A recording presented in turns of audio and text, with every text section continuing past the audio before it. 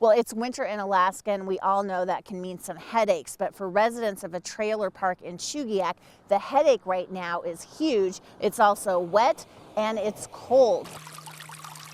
This is not a welcome sound or sight at Forest Park Trailer Park in Chugiak, a creek frozen off course, redirecting itself down the path of least resistance. In this case, the road in and out for residents. Very deep ice. See, all this ice. Tenants like Tao Vu are frustrated, resorting to their own ingenuity to try to fight Mother Nature. I tried for this hole and other hole. For today, my finger very sore and very pain, so I cannot do it. So nobody do it. Vu says he's tried to get help from the park's manager, but is running into resistance. Last week, we called him twice, and he said, I cannot do anything. Got the creek does belong to city. We went to the city and checked that out.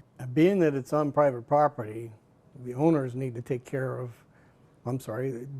their property. It's a quick fix that they should have fixed, I don't know, about a month ago when it started to freeze. Plus, the road maintenance superintendent told us it's not like the possibility of a freeze or a frozen flood should have been a total shock. About 4 years ago, we came out at the request of the owners, and we assisted in helping it put the water back into the culvert, and we advised them at that time they needed to upsize their culvert and put in a thaw wire to preclude this from ever happening again.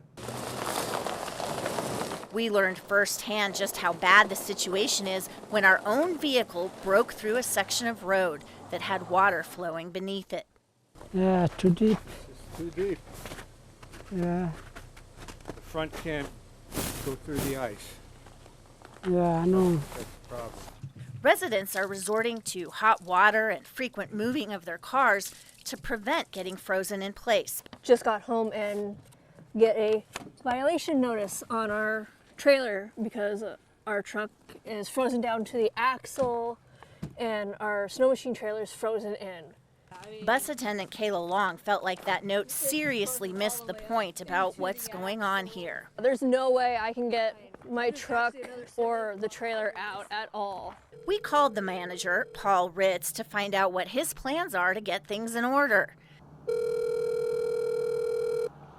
Hi, Paul. This is Jill Burke with KTUU, reaching out to you again. When he called back, he declined to be recorded, but told 2 investigates the once little creek seems to suddenly have a lot more water than normal. He said maybe earthquakes have affected the flow, and he also wondered if nearby street maintenance to clear out other jams was increasing flow. But we didn't get a clear answer about whether he plans to pay for a fix himself.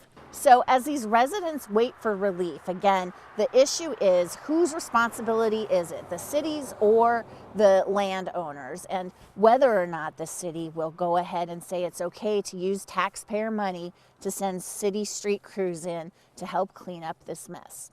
For 2 Investigates, I'm Jill Burke.